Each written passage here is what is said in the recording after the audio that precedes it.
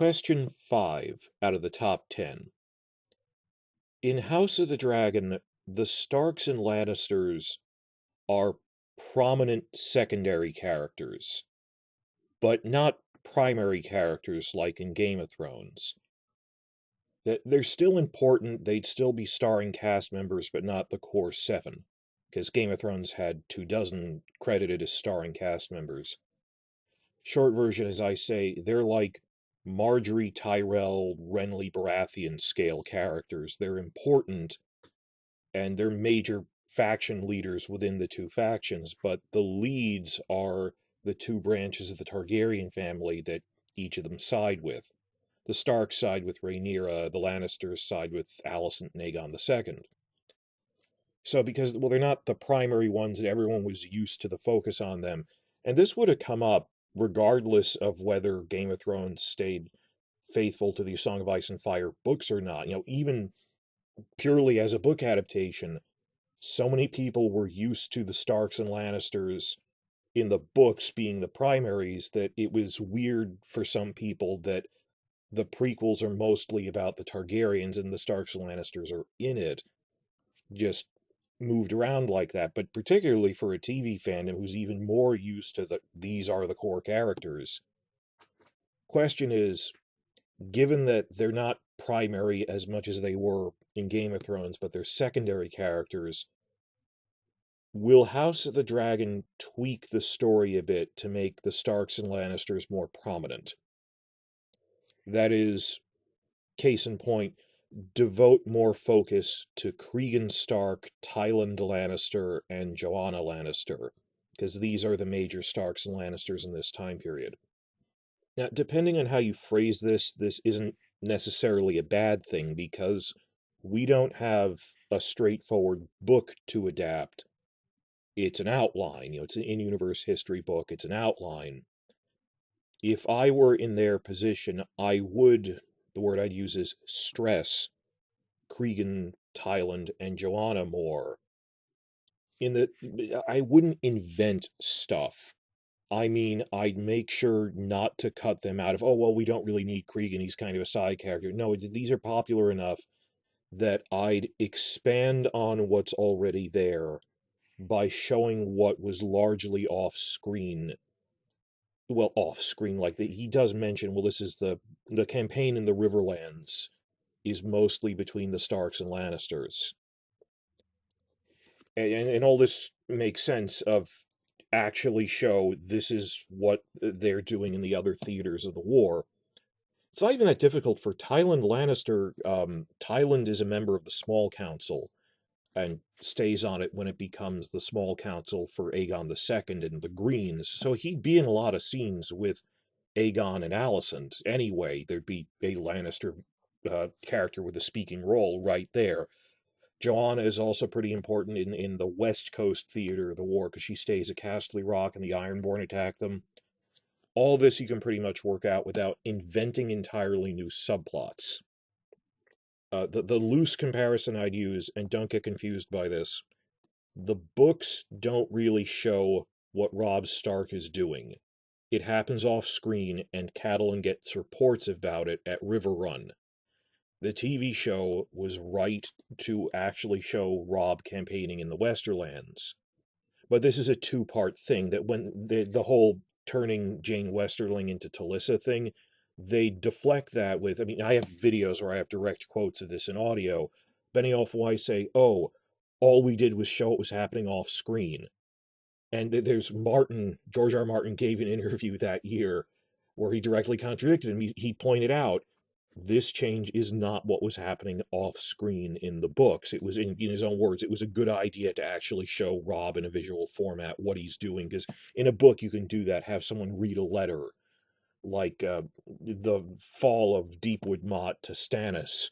You should probably see in live action in a future thing, and not just Jon read a letter explaining what happened. Yeah, you should show what Robb is doing, but they changed things that were beyond that, so that, Martin himself would have done that. That wasn't, oh, good on them. No, any other person, even Martin, would have shown Robb doing that. Not all the Talissa stuff, but you see my point there of, yes, we should show a bit more of what the Tyrells and stuff were doing, talking amongst themselves in Game of Thrones. Anyone would have done that. But in terms of the focus on the Starks and Lannisters, that they just really aren't the main characters. That there's one, maybe two people named Stark. There's a lot of prominent Stark bannermen, like Roderick Dustin, but they're not Stark family members. And you got Cregan, you have his bastard half-sister, Sarah Snow, who really would only be in for a few episodes. She's not a recurring character like that. The Lannisters are easier to work, and the Lannisters are very prominent at the royal court and the war. Jason Lannister, Tywin's twin brother, is leading the campaign in the Riverlands. But how much should you change that? That I think there is a fine line between let's show what Robb was actually doing off screen, and let's invent crazy new subplots with this medic from Volantis for Robb. They should show what was happening off screen in the books. If you're going to cut some characters, Cregan is not one of them. This is one of the few you prioritize when you're budgeting time, because he's a Stark. As opposed to maybe they can cut Daeron the Daring. Given a choice between screen time for Cregan or Daeron the Daring, I'd reluctantly say go with Cregan. Because yes, it is important, particularly for a TV audience, that they're invested in, look, they're Starks and Lannisters. And because I'm a fan of the Starks and Lannisters myself, that it makes more sense to prioritize them. Other returning families, I talked about Daeron the Daring fighting in the Reach, that the southern half of the Reach sides with the High Towers, but the northern half sides with Rhaenyra. There's a couple of lords that side with Rhaenyra in the northern Reach, like House Rowan, which a TV audience has never heard of. But one of the other ones, there's like 3 or 4 that side with Rhaenyra. One of the other ones is House Tarly. So it's a good idea to condense the 4 northern Reach houses that side with Rhaenyra, condense all that into House Tarly, or at least use them as the not figurehead, the front runner of there's 4 guys, 4 lords have turned against you, led by House Tarly, and he's the one with speaking lines. Yes, prioritize, condense Rowan with Tarly, and we'll mention the Rowans, but Tarly's the guy with speaking lines, because it's what an audience is familiar with. It's also what a book audience would be familiar with. So I'm fine with that. That, okay, use the Lannisters more prominently, and particularly because it's not a straight-up adaptation of a book. It's hard to say you're changing something. It was an outline. We have room to expand. What's wrong with giving these people more to do? Like I said, Tywin is very prominent on the small council. Minor spoilers, by like season 6, he would be Hand of the King.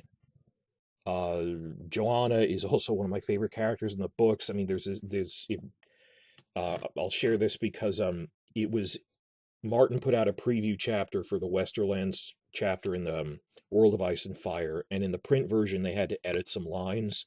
So I was adding that into the wiki the other day, the bits or pieces of info from that we missed from the print version. And one line says, oh no, she wasn't just in her castle commanding the war against the Ironborn.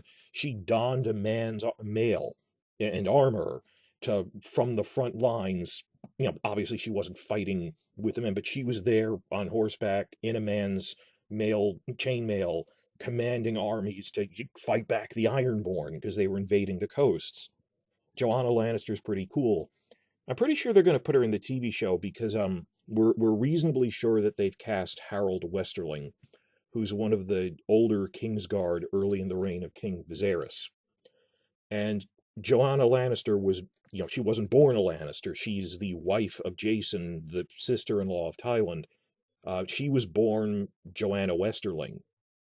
So we don't know the exact relationship between her and Harold, but if the show invents something like Harold is her uncle, which he probably was, and they have like an invented scene of him congratulating her, you've married the Lord of House Lannister. What a fine match this was. You really bring wealth to our house and everything. Why, thank you, uncle. And just to show a connection between those two characters and build up a little, well, who is Jane Westerling? I'm fine with that, even though it's not in print. You have room to maneuver. Benioff and Weiss abused the excuse of, well, we have room to maneuver, it's an adaptation. No, you had books, whereas this is an outline, so it's a different beast altogether. That you have to avoid the temptation to overuse them or really invent crazy stuff. Tyland and Joanna, I have no. You can really use them pretty prominently. There's no issue there. Cregan is a bit of a different case because he's really prominent near the end of the war, not at the beginning of the war.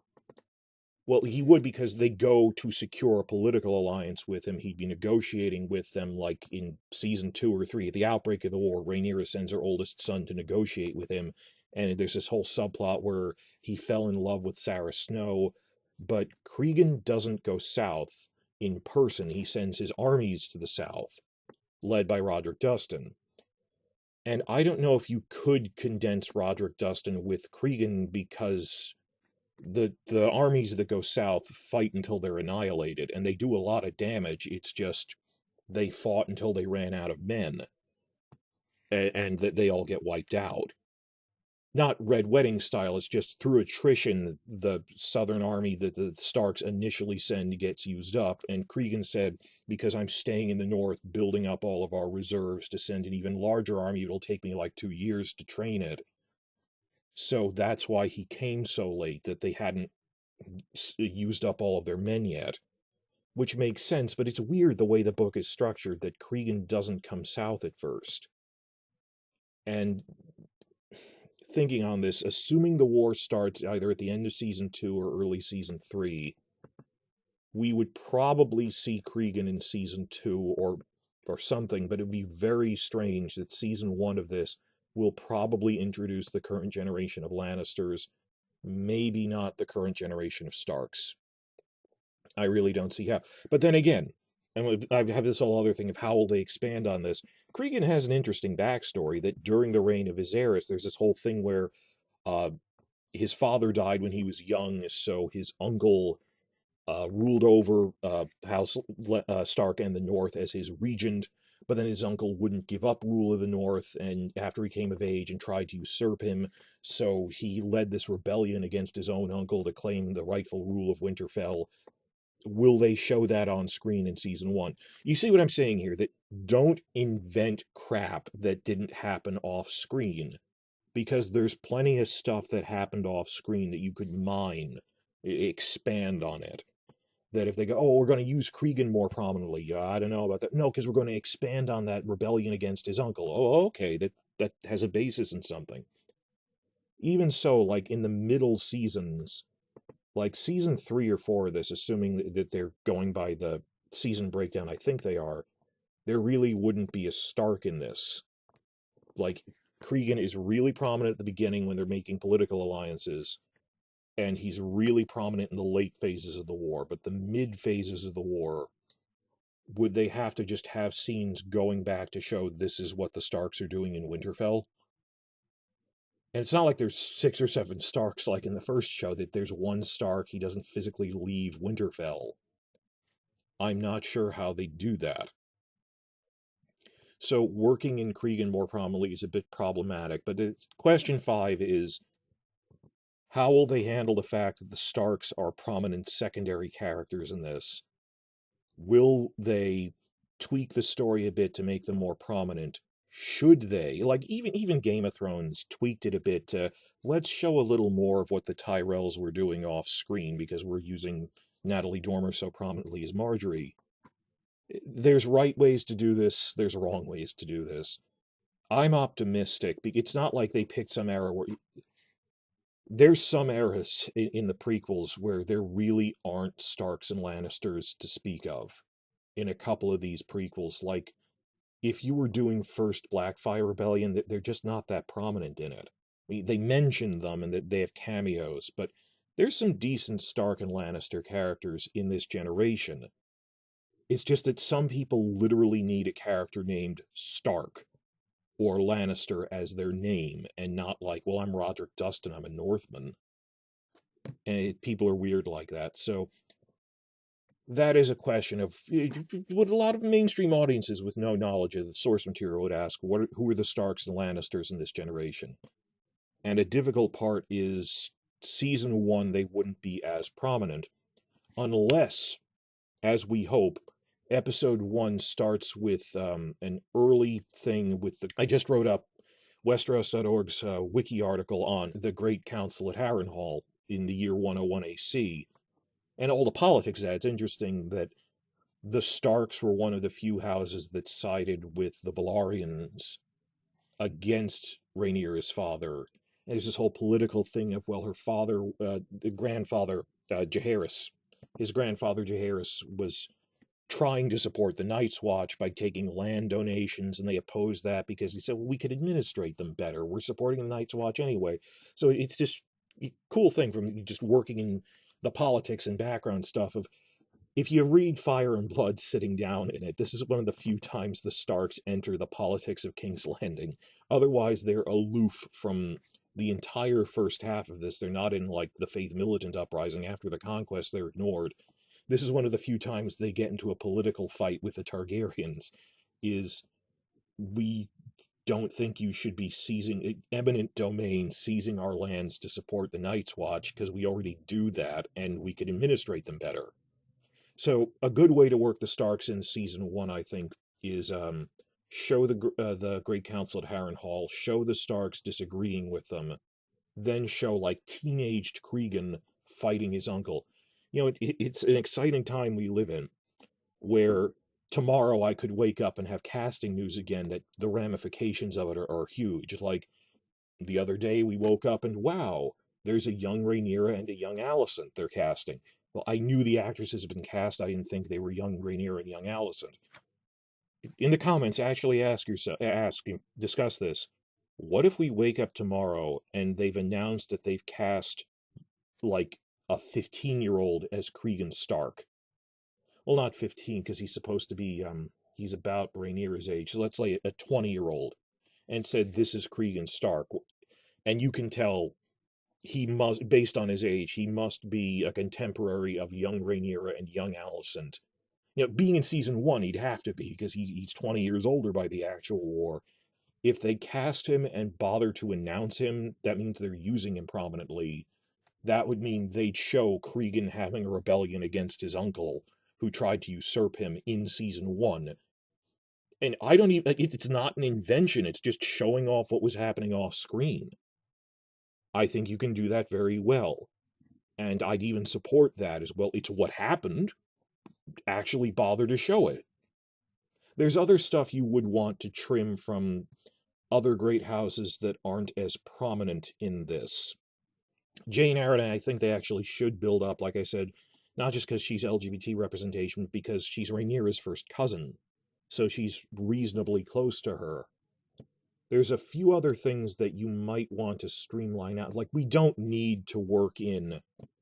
I don't think we need to work in the Greyjoys just yet. I mean, Dalton Greyjoy...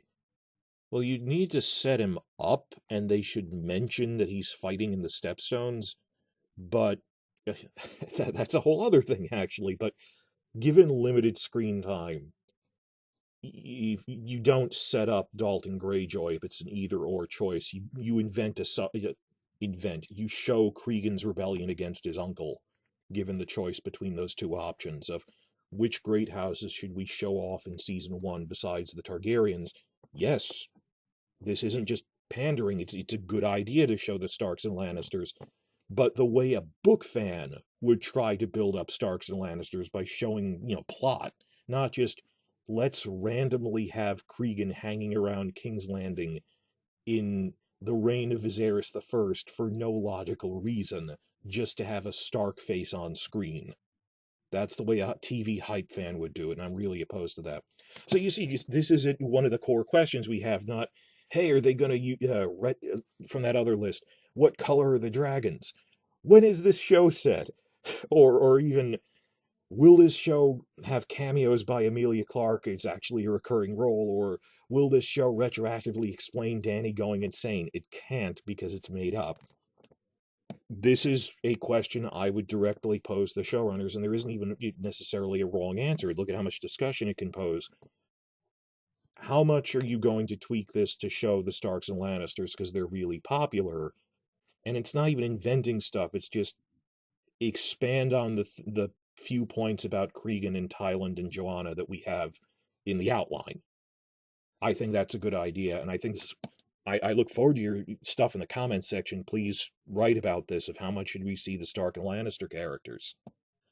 They'd be fools to leave out Sarah Snow. Sarah Snow actually wasn't in the print version of The World of Ice and Fire, or of the initial prequel novella, The Princess and the Queen. It was cut for time. And we knew about it because Elio and Linda, who wrote the World Book, they mentioned it in a forum post. Oh, there's this line we cut of like a paragraph explaining Cregan had a bastard half-sister, and there was this rumor that she had a love affair with Rhaenyra's son, and she married him in the Winterfell Godswood, and he gave her a dragon egg. It's just, we only knew it from the forum, so it was semi-canon for like 2 years, until the print version of Fire and Blood finally came out, and we got the full story of who was Sarah Snow. But it's weird because the book even says, the in-universe historian says, people didn't write that much history about bastards or bastard daughters, so there's no historical record of a Sarah Snow even existing. It's entirely possible she existed. I mean, people just didn't write about it. I just don't, and it's even possible Jaehaerys, Rhaenyra's son, had sex with her, but the idea that he would throw away his marriage alliance for a political nobody, why, that's crazy. What kind of that's what Robb did. Robb married a political nobody and screwed up his political alliances. There's this theory of, wait a minute, did Jace, Rhaenyra's oldest son Jace, who basically is a stand-in for Robb Stark, he's a foil to him, he's the good son, oldest son, heir to the throne, did he have sex with Sarah Snow and agree to marry her as a political alliance? Because he'd already been betrothed to one of Daemon's daughters, his cousins. But then again, why not have a political alliance with the Starks? Doesn't you get political alliances? Another thing of, if you were doing this just to crank out a prequel with no love for the source material, you would cut Sarah Snow. But she's got a surprisingly large fan following. And there's literally 2 named Stark characters in this generation, Cregan and his half-sister Sarah. So yes, include Sarah Snow. It's this interesting story point. And there's all these theories about, even in the main novels, that he gave her a dragon egg and it's still in the Winterfell crypts. I don't know if that's true, but there's this whole thing that's alluded to, and it's, did Martin have ideas for this? We don't know. Sometimes he just tantalizes us like that, and it's really nothing, but interesting questions about how much do they work in characters from great houses we're already familiar with, even though they're not, the Targaryens are really the main characters this time, particularly the Starks and Lannisters. You don't need to invent much, just expand on stuff that we already knew about, with respect. There's right and wrong ways to do it. Like, you could tell when the later Game of Thrones seasons, it was just, Tyrion's popular, let's invent a filler scene with him making bad jokes that we think are funny to eat up screen time because, well, he's a popular character, he's a Lannister. Just to get that name on it, have a reason for making these subplots. Don't just have them for the sake of having a Lannister on screen to eat up time. They should be doing something of substance, and there's enough to really work out with that. So how long have I been rambling about the Starks and Lannisters? 20 minutes, but it was worth it because it's a big question. Everyone really likes them. The following questions are actually pretty short. Like, the first 5 in my list of top 10 were the pretty big ones. These other ones are just rounding out. There's like 2 or 3 sentences each. Question 6 out of the top 10. What is the new behind-the-scenes dynamic like on the show? With an entirely new writing staff, a different format, that it's not 2 guys, it's a full writing staff. How is your workflow? Where are you meeting? Show us videos of you actually having discussions in a round table in a writer's room and breaking the story like real professional writers' rooms do. And also the shift to Leavesden Studios and the dynamic there. So this is actually, remember when I said sometimes I combine 2 questions into one for the sake of having 10? The bulk of this is the new writing room, that you have an actual writing staff now. And this isn't even a question. It's, again, these are questions I'd ask them to their face at a live panel Q&A or something, because Whereas Benioff, when they asked him about like this at Austin Film Fest, would literally brag, "Oh, me and Weiss would write it in our own offices with no discussion, and then we just swap and compare them, and they go, okay." And it's just the two of us, and the entire way most TV shows are written, where you break a script with a group of people. I mean, other writers, there's videos on YouTube of people explaining what the round table writers room function is like. I mean, I've seen videos of like the Breaking Bad staff writers explaining these are the stages in peer review of a script. And when you have half a dozen writers and they're explaining, well, I think the character would do this. And then first you break it. Breaking is when you have the index cards and you plot it out and then you make dialogue. This is a leading question I'm feeding them. Please show off that you have a full writing staff this time by just talking to us about what your workflow is like. That, dear God, you have a writing staff, and incidentally, 4 of them are women, because there hasn't been an Emmy level show that went more than 3 years without a single female writer in like 20 years. Without there was no diversity in terms of women, there wasn't a single black writer. And I realize, some shows have like all male writers. Downton Abbey had one guy writing it because it was largely, interior stuff. It wasn't a large scale thing. And I know there's the whole thing of do it by merit. It's Benioff and Weiss, like the Austin Film Fest thing, were bragging that had no idea what they were doing. And then this woman writer, shaking, came to the Q&A line and asked, why didn't you hire any professional writers, particularly female or non-white ones? And just, well, because we knew we were best for it, after boasting about how inexperienced they were. So I'm not as obsessed with, from the practice, people go, oh, do it for quality. They weren't experienced. And the phrase I'd use is, it adds insult to injury that these guys were criticized that you don't write women well, you are insensitive about race, and it's really stupid writing. You killed off your only black female character, and you didn't even realize people would be upset about that. And yeah, you have no diversity in the writer's room. And it goes beyond, it's not much like how corrupt the Golden Globes are. The writer's room on this and projects like this are old boys networks where people are rewarding their friends. And it's most obvious that their friends don't include women or non-white people, but they're not even hiring professional writers who are heterosexual white men. It just stands out even more that your close circle of cronies visibly doesn't have people who aren't like you, makes it stand out even more. I'm rambling about this, I'm sorry. It's just, there wasn't a single professional screenwriter on that show ever. It was Benioff and 3 assistants he hired up over time they owed their careers to him. They all did what he told them. And he himself is not a professional screenwriter, has never taken a course in it or a training or anything. So point 6, what's the new dynamic like in the writer's room? Just verbalize, this is how a real writer's room works on a real show. And we discuss things. And if you're going to, in the comments, oh, well, you're talking about women writers, you want a good girl, but you need the bad from Dorne. That happened. And don't dare tell me that wouldn't have happened if there was a single female writer on that show. And, they probably would have overruled her anyway. But a line was crossed. There is a point where I'd even defend someone of, well, the guy who writes down, Julian Fellows, he's so good at writing it, and he knows what he's doing. They're going to be making that new show about the Gilded Age.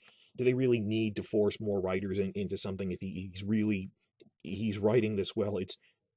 These are guys who had no idea what they were doing and refused to let other people in, and who really did, because they reveal their frauds.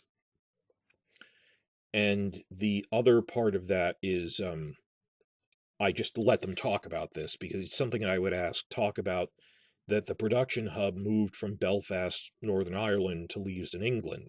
So let them talk about, well, it's this huge facility, it's the hub for filming WB movies, and that I'm not criticizing them, they don't have any of their Northern Ireland exterior locations anymore.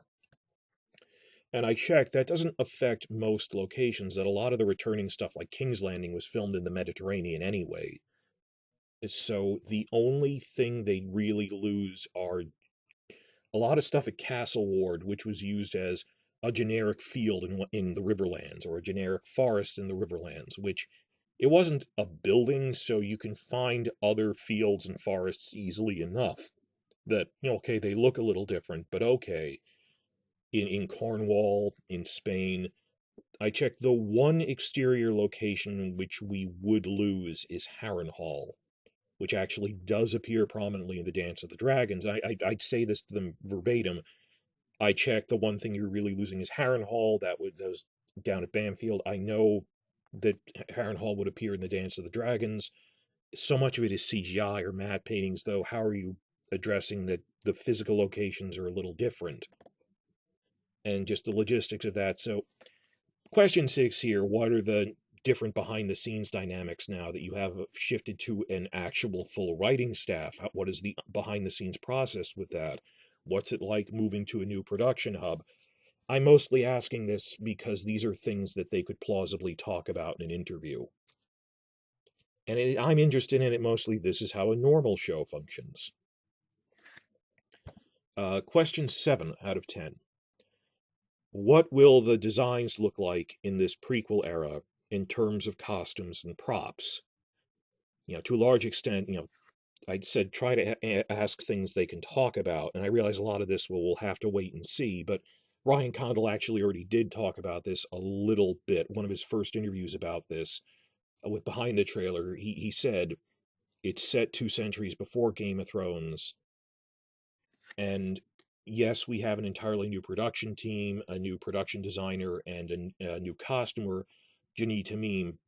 Both Janie Tamim and the production designer, Jim Clay, they both worked on Children of Men. They got awards for that, so they're really good. He said, we aren't trying to make a soft reboot of the visual style of this show. Like, if you're going, no, it's like a prequel, but it's like a soft reboot, the way the X-Men prequels were almost a soft reboot of the visual style.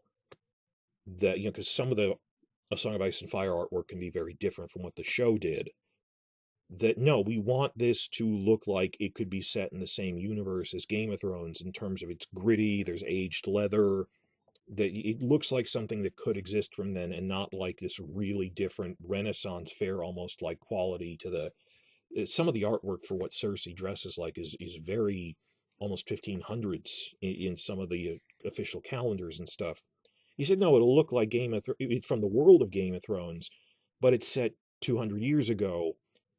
Granted, medieval scale time, it's not like they have different technology. Like, their technology is exactly the same 200 years in medieval time.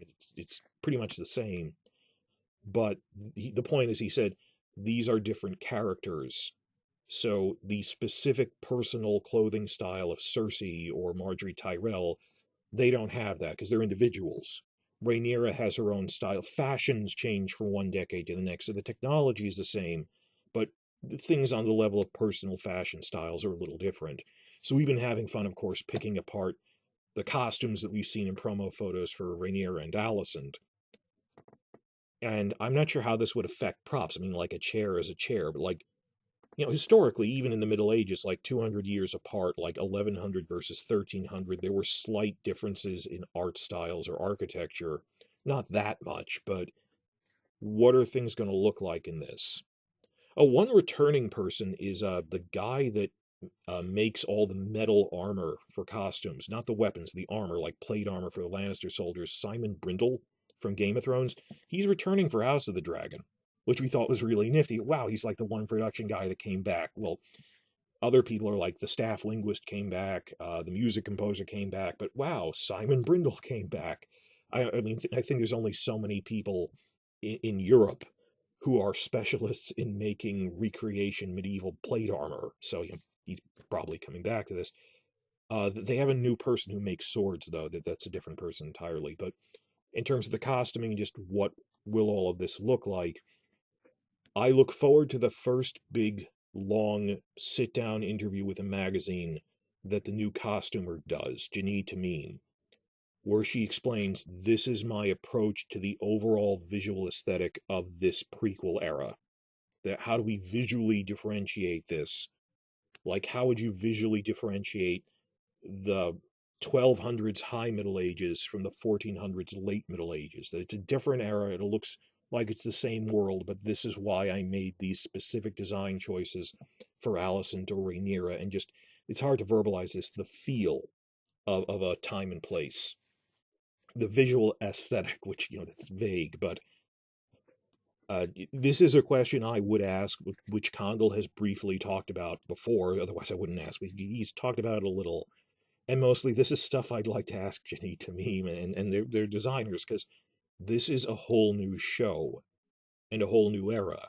Even Game of Thrones, like season 2 was building on season 1, season 3 was building on the first 2 seasons.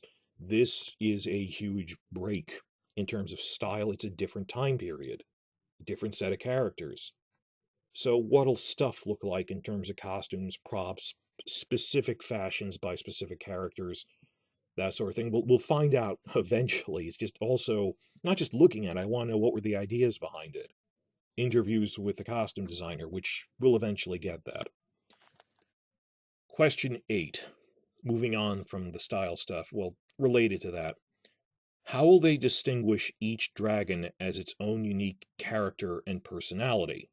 Game of Thrones didn't really do a good job of showing the different direwolf and dragon personalities which are in the books. Like, it does specify these are the personalities of the different direwolves, which is hard to do if they used real actor wolves, which in retrospect I think was a mistake. I mean, it looked nice, but given how limiting it was to their use, that they said they were scratching the furniture and destroying things, it limited the number of scenes we had with them. Just use a CGI animal if it's that hard to do. It's the same argument behind, well, we could either have 1 30-second clip of a bear, a live bear, or we could have a CGI bear that's actually in it for like 10 full minutes of screen time. I'm talking about other fantasy shows like Witcher or something. No, if you can only use it in a 30-second burst, go with the CGI. If it's that, if it's starting to force your hand and alter the story, don't do it. But the dragons are full CGI, so that's not even a point, and it's just laziness that they didn't really do this. Well, a lot of it was actually budget. We forget how expensive the dragon CGI was and how limited their budget was. It became a fan joke that they'd usually just put Drogon on screen in like seasons 3 through 5-ish, before they were throwing money at the screen in the later seasons. But by then, they were marginalized anyway. That, like, it wasn't until season 5 that they actually mentioned that the other 2 guys are named Rhaegal and Viserion, that they didn't mention the other 2 dragons by name. Which was silly, because I'm thinking back to season 2, where it was just there'd be Drogon on screen, and you almost forgot there were 2 other ones sometimes. And on top of that, I mean, personality is hard to get across with an animal. In terms of design, again, because CGI is so expensive, they'd have Drogon, and they just reuse his character model for his 2 other brothers, and he is the alpha. He's the pack leader. They said he's supposed to be about 20% bigger than the other 2, but it's the same design, just smaller, proportionately. That you could interchange the design, you couldn't really tell. And, like, if you saw like a black and white photo of Rhaegal and Drogon in season 8, you really couldn't tell the difference between them, because one is sort of dark green, and the other's black, so that wouldn't show up in black and white. That, no, they should have a different outline. That Drogon is black with red highlights, Rhaegal's green with bronze, Viserion is creamy white with gold. And they used dull colors for that, though, so it's all, well, it's green to white to black. Make it prominent enough you can differentiate them. And they should have used different designs, like one might have longer horns or something, not just smaller versions of Drogon. The direwolves were slightly better than that, just because in the books they are very different colors. Like, Shaggy Dog is all black, whereas Grey Wind is, gray, Ghost is an albino, and we simply didn't see Nymeria and Lady for more than 2 episodes for almost 5 years on the show, and we saw Nymeria once more. So they didn't really need to differentiate those two that much. Summer, I think, was a little more white and brown than white and gray, and it would have been weird to try to differentiate him from Grey Wind, but they weren't in the same scene, so that didn't really need to happen that much. But the books even work out. Shaggy Dog is the most aggressive, restless, uncontrollable one. Ghost is kind of this loner that doesn't make noises. Grey Wind is just very loyal, little things like that. Well, the books, but with the dragons, it's much more interesting that between the 3 of them, that well, Drogon's the leader, and it's like brothers, that Drogon is the oldest, Rhaegal is like the middle brother, and he's not as big, so he has to be more cunning. That he'll slink around and wait for Drogon to let his guard down, then steal a snack from him. Whereas Viserion's kind of the goofy youngest brother, who he doesn't sneak around, he's loud and clumsy, but conversely, he's also the friendliest to other people besides Daenerys. So he's kind of the lovable oddball. That they have distinct personalities in the books. None of this came across in the TV show. You couldn't even differentiate. They look the same. They go, oh, well, it's a dragon. It's supposed to look the same. Dogs and horses have, in any TV show or cartoon or CGI thing, different dogs have different appearances and personalities. That oh, well, it's a dragon. Direwolves. Direwolves don't all look the same. Why would the dragons all look the same? They're animals. They're individuals. So this is a general question of how will you differentiate that they look different. There's about 20 living ones in the books, and the question is, will they cut some of them? That's part of, will they cut any characters or not? We have seen some concept art. I'm pretty sure they have pretty distinctive characters, like Caraxes is blood red, Vagar is bronze, actually, it turns out, with green highlights. Silver, when some of them are silver, some of them are even blue in this time period. But from the concept art, it looked like they weren't just using carbon copies of each other, that no, like, some of them, like Sunfire, will look sleeker, longer horns, some of them will be stockier, like dogs and horses. There are different designs for different individual ones. A bigger question is whether they'll get across that their personalities are different, which, like, Caraxes is the most aggressive and battle-hardened. Some of them are actually shy. Silverwing is pretty friendly to people. It's like a plot point that wild dragons that didn't have riders before are a little more aggressive to people, like Sheepstealer doesn't have the same personality as Rhaenyra's dragon Syrax. And they have to work around that. And that some of them are friendlier to other ones, like Vermithor and Silverwing are a mated pair, as are Syrax and Caraxes. And the little things have showed these are characters in their own right. And you just treated them as CGI constructs in the TV show, because they didn't respect CGI. And the pendulum swing of, they thought, oh, CGI is stupid. A lot of people said it's overused. Let's build fully realized replicas of Winterfell and King's Landing that we're not even going to film all of it, wasting money when CGI could have done that. I think they just didn't like using CGI for the direwolves, because no, it has to be real, to the point it detracted from the story. But the point is, open question to ask them, and I'm hoping for a response. What are ideas you had for differentiating the dragons, not just in terms of their physical design, but that they have their own unique character and personality? Because Game of Thrones really didn't try to do that with Daenerys' dragons, and barely with the direwolves. Related question I didn't really want to put in here, because I think it's obvious under this, not as its own headline question. A lot of people ask, well, how will they handle the CGI budget of so many dragons? Because it was really expensive on the main show. Well, this is the only CGI thing they're doing. There is no White Walker storyline. There are no armies of zombies. So all of the CGI budget that would have gone to the undead whites, the zombies and the White Walkers, all of that goes to the dragon budget now. So I can easily see them doing pretty well with that. that there is nothing else. They don't even go to other continents that much. It's mostly, how do we make a show set entirely in Westeros without drastically new locations exciting? Because we're not going to Iceland again to film Beyond the Wall on glaciers. That's expensive. All of the travel money and all the White Walker zombie money is going to the dragon budget. So yeah, I can see, just moving it around like that.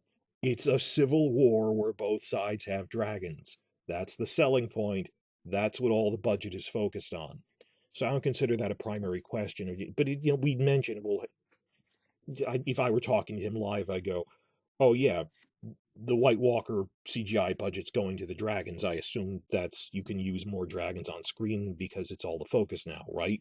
And then they talk about that, but I'm not even worried about that so much. If they budget it out, if they plan it out, I'm not even worried about that so much as just, are you working out in your writing that the dragons have different personalities, and there's a difference between Caraxes and Syrax, and there's a difference between Syrax and Sunfire, that they're different.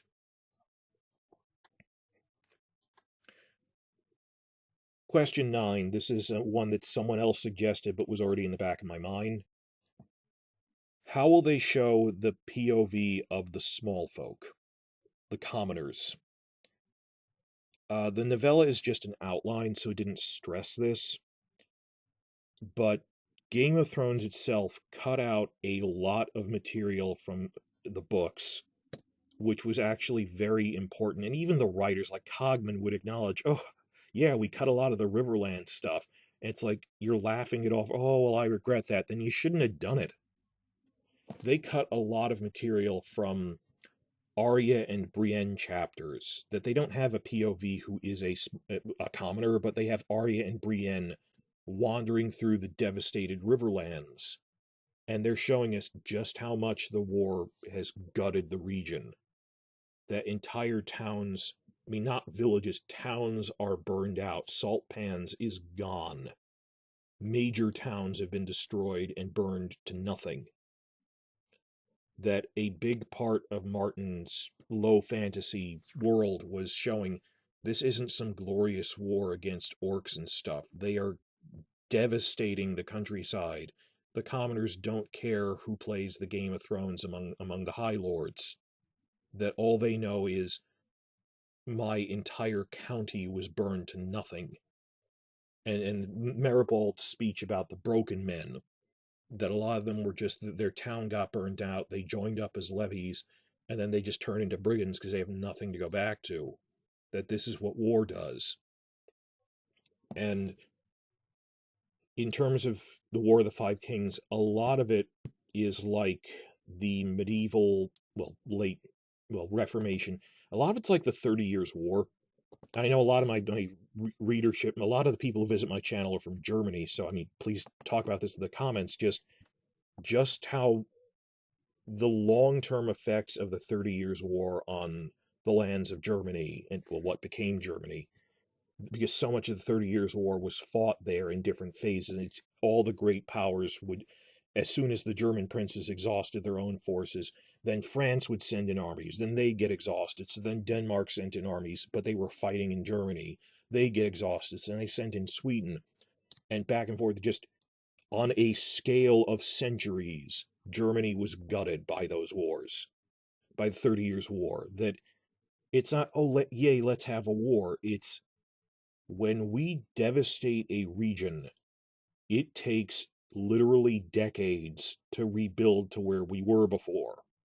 And I don't know if some of this is Martin commenting, he said, a lot of his stuff is commenting on the Vietnam War, but you don't, I think it's applicable to like Iraq or something as well, foreign adventurism, that you don't just have a quick war, intervene somewhere, then yank your forces out after you've bombed everything. That, do you have any idea how long it takes to rebuild infrastructure?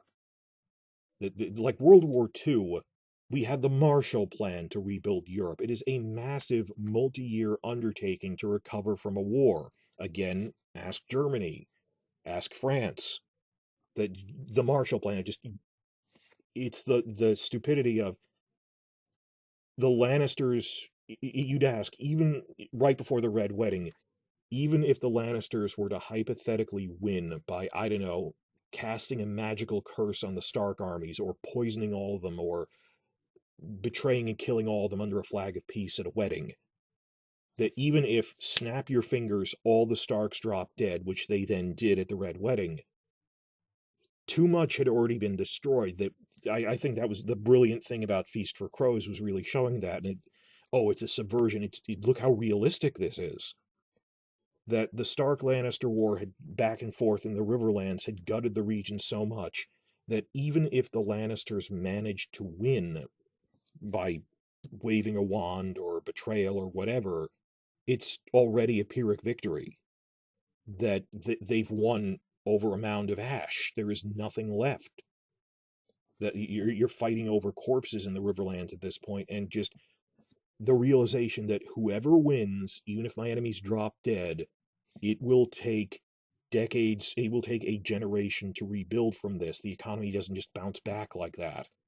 That Cersei is a child and doesn't realize that we can't just bounce back, or we are in massive debt on a scale of a decade or more. It doesn't go away. That it also reminds me of, if you've seen Star Wars The Mandalorian season 1, just because he's Oberyn Martell, that there's that scene where it's like the 4th episode where he's on that backwater planet, and they're like shrimp farmers or something, and raiders are attacking them, and he goes, well, it's a big planet and a lot of it is like wilderness. Why not just move to a different area of the planet, to another continent, but they have planetary travel. Why not just uproot and move to a region outside the range of these raiders? And they point out to him, it took us generations to build up this farmland, to clear it, to build the agricultural infrastructure. It'll take us 20 years to rebuild from scratch. And that's a valid point.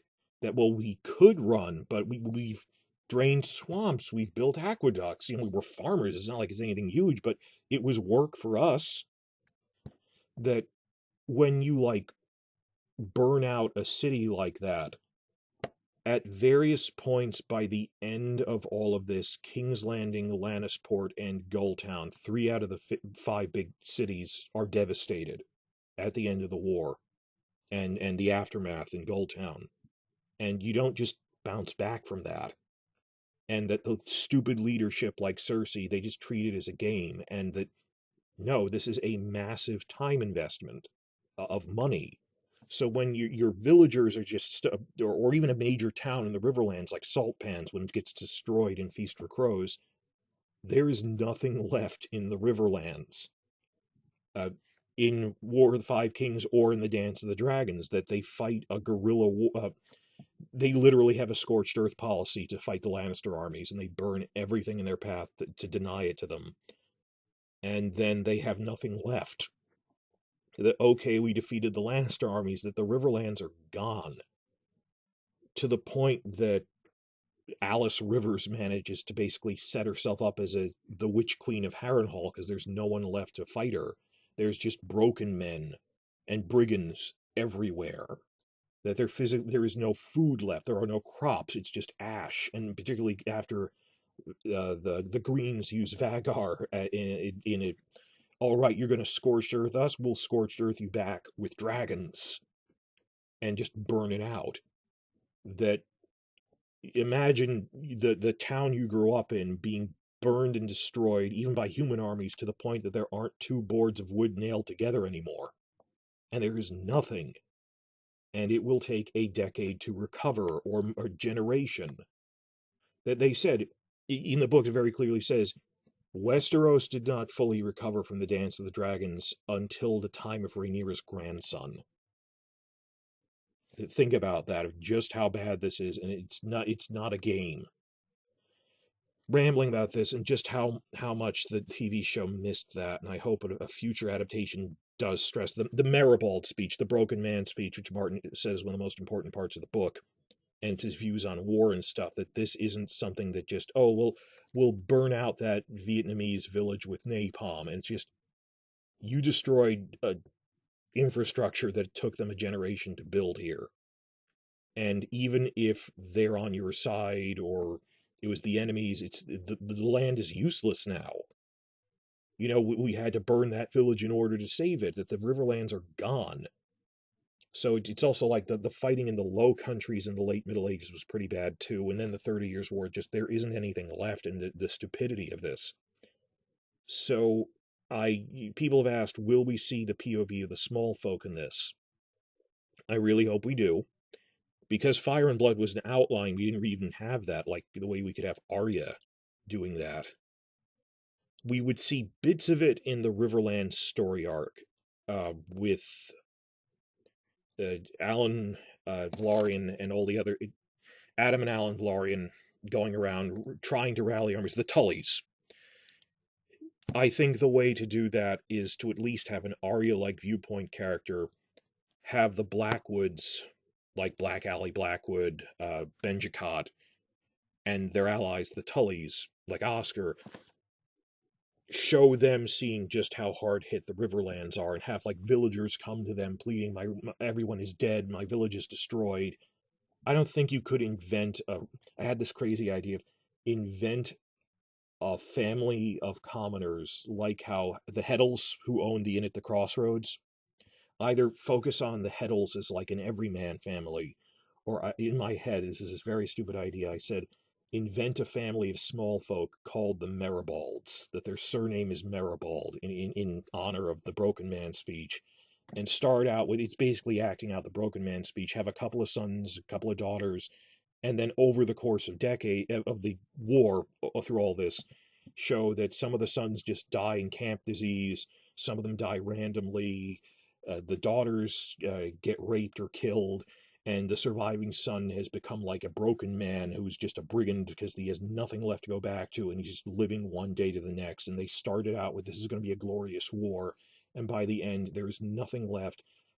If you've ever read the Watchmen graphic novel, I think of, like, you remember the comic within a comic in Watchmen, the black sail thing, where the sailor is trying to get home, and as he ruthlessly is fighting his way home, he basically becomes just this savage pirate and murderer, until the point where you don't recognize him, he's become a monster. Like that, of like, have the youngest son survive and just show his degeneration into a broken man, acting out the broken man speech. And over the course of like 5 seasons, that he starts out as a normal guy, and just because there is nothing left, we are fighting over ashes, we are starving, that just to survive, you don't recognize them as barely human anymore, they're just brigands. They wouldn't do that. They'd like invent a family called the Maribalds. I think they could do that with the Heddles, because the Heddles do exist in this time period. The Inn at the Crossroads was built in the reign of Jaehaerys. I don't think they're going to do that, have a viewpoint commoner family. But this is a question I would ask them. How are you going to show the suffering of the small folk in the Riverlands? And I hope their answer is something like, we'll use Benjicott Blackwood and his aunt Allie Blackwood and the Tullys as a viewpoint for, this is how the Riverlands are suffering, by having them talk to their own small folk in a way we didn't in Game of Thrones. That's what I think is the most plausible way to do that. I mean, they're not going to make a family of commoners. I think it's a fun idea, but maybe it's like an animated tie-in, because they're making so many bonus animated contents. That'd be like a cool idea for a tie-in animated bonus thing on HBO Max. Would be like a 30-minute, the Maribalds, and how they degenerated into they're all dead and they died tragically, and the only survivors are broken men and brigands. That would be fun. But I would work in the Blackwoods prominently, because they're pretty prominent in there. They rise to prominence as, after all the armies get wiped out, they're one of the few that still have any fighting. By the end of the war, they're down to young boys, old men, and women. What's left of their armies, and scraping the bottom of the barrel. And when they go, oh, they're just the lads, they're just the young boys who were left after all the men died at the fish feed. So big point is, how will you show how the war affects the suffering of the small folk? As the novellas weren't able, because they're an outline, they weren't able to focus on that, and Game of Thrones really dropped the ball with this. 10th and final question. Again, I weighted this towards the beginning just because 10th doesn't mean it's the most important. It actually isn't. But of the top 10 questions, number 10, how will they show pragmatic low fantasy concerns like tax policy and debt crisis and supply lines? Now, I agree with this. I just didn't happen to put it in my first list of questions. So this is something someone else submitted. So it's actually a pretty common question from when we were all discussing this in my comment section and on my community tab. The big thing that differentiated A Song of Ice and Fire and George R. R. Martin's writing is it isn't high fantasy like Lord of the Rings. It's low fantasy. There isn't magic. It's people are struggling with our armies are going to starve because our supply lines are falling apart, or a big part of the ongoing story is the debt crisis. It's still a big thing in the books. The TV show just kind of forgot about it. And then, well, the Iron Bank just go, let's go away. And no mention is made of it again, even like Dany fighting Cersei would be a big problem for them. That they just forgot about that after season 5. Even if they show up, it's just to be silly. That a big thing in the books is, no, Cersei, you do not have enough money to pay back the Iron Bank. This is a huge problem. Part of the reason they restart the Faith Militant is because it's the only way they got the Faith to forgive their part of the Crown's debt. And even then, well, they said, well, it's 6 million in debt.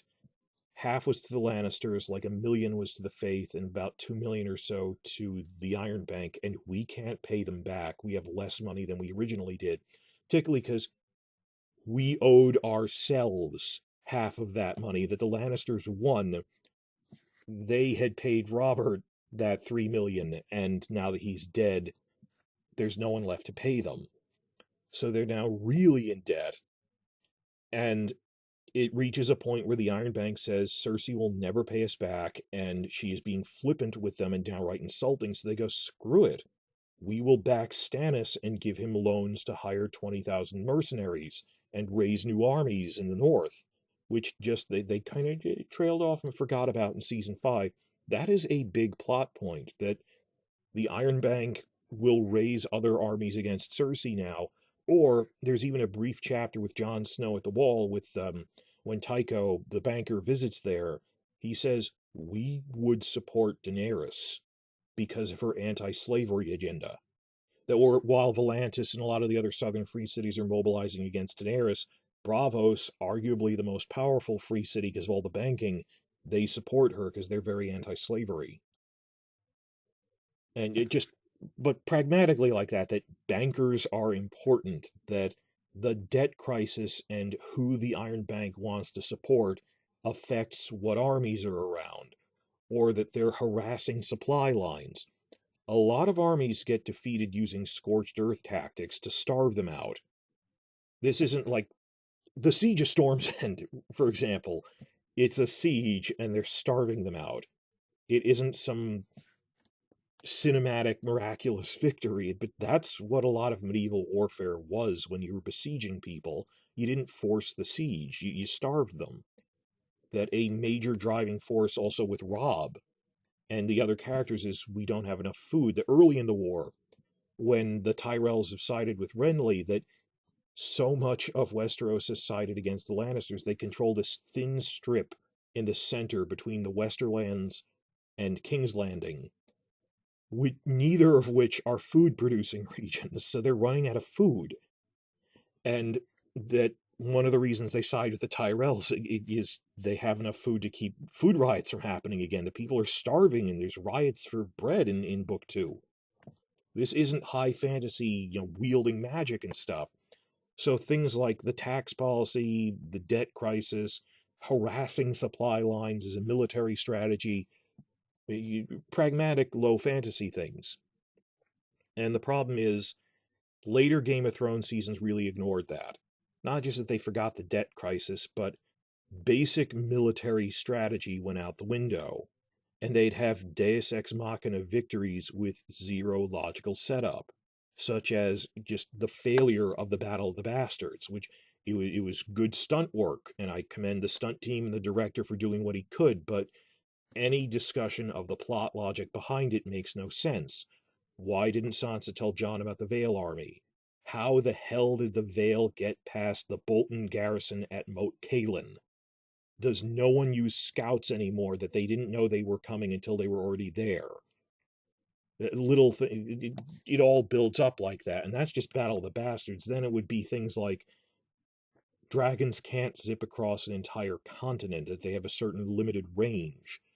Uh, Basically, between Dragonstone and King's Landing is about as far as they can fly comfortably in a single flight. I mean, it's far, but it's not really far. And yeah, factor as the war goes on in House of the Dragon and the Dance of the Dragons is that the Greens are the faction of the wealthy coastal cities. Alicent's faction, they control King's Landing, the High Towers are based at Old Town, and the Lannisters control Lannisport. They're the three largest cities. They have the most population, the most wealth. And on top of that, when they staged their coup, they seized the old royal treasury from King Jaehaerys, who was coming off of 80 years of peace. And they explain, well, we sent a quarter of it to the Iron Bank, we sent a quarter of it to Lannisport, so they can outspend Rhaenyra. She doesn't have that much money compared to them. So the Greens can afford to hire mercenary armies and mercenary fleets from the free cities in large numbers, because they are the side that has more money. And this is a factor.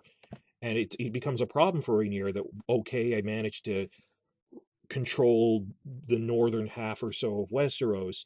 I have to raise taxes to get enough money to pay for all this war debt eventually, and that turns people against her. And a big part of it is trying to hunt down where did the Greens take the royal treasury, and they try and but can't take Lannisport, where a lot of it is, or to Old Town. But beyond that, that's just debt stuff. Even like in the Riverlands, their scorched earth policy, starving out the Lannister armies just through attrition. Like Kristen Cole's army, they burn out the lands ahead of it. They fight with guerrilla warfare, but a lot of it's just poisoning wells and burning stuff out. So that low fantasy focus on, well, what's our tax policy? Well, Rhaenyra's tax policy actually is a factor. Like, what was Aragorn's tax policy? As Martin says, Rhaenyra's tax policy. The debt crisis, well, the fact that the Greens ran off with all the money. And that affects Rhaenyra's side, and the politics of which free cities side with them, that the northern one sides with Rhaenyra, the southern ones with Alicent, harassing supply lines, things on that level. So because Game of Thrones really abandoned that in shameful fashion, how are you going to keep the focus on low fantasy like tax policy, debt crisis, supply lines? Don't forget to include that. So I would ask them this to their face. So this was mostly a podcast. I didn't put that many slides in. I know it's long, and I just want, when I say I dash it off, that means I'm not illustrating it that much. It's mostly a rant that I recorded in one burst to try and get some semblance of this, because it's a slow news week. I wanted to, I always said if it's a slow news week, I'll make a video covering, we worked out more or less what are the top 10 questions we would present to the new showrunners on House of the Dragon. And this is pretty much it. There are other questions like, is that character in this? Well, that falls into the question of which characters are you going to cut or not. Please tell me in the comments if you have more questions beyond this one. And remember, the guiding factor here is things we could plausibly ask the writing staff, or even the cast crew, writers, things they could plausibly answer.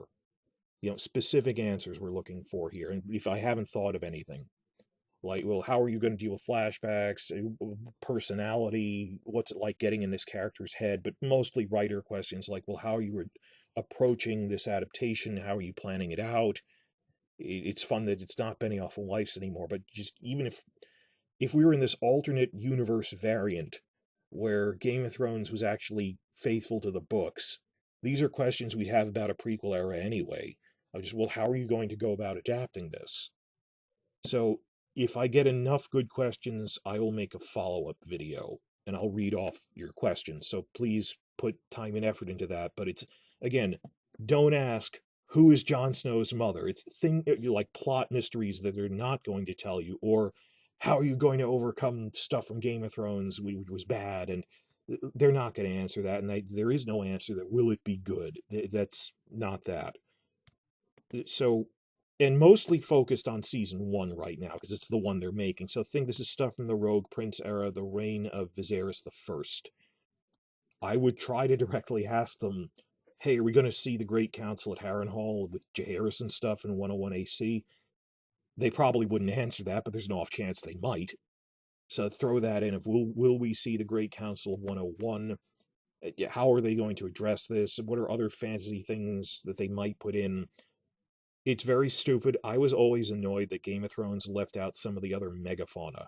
Like, they have aurochs in Westeros. And like you'll hear them, oh, Gren is strong as an aurochs.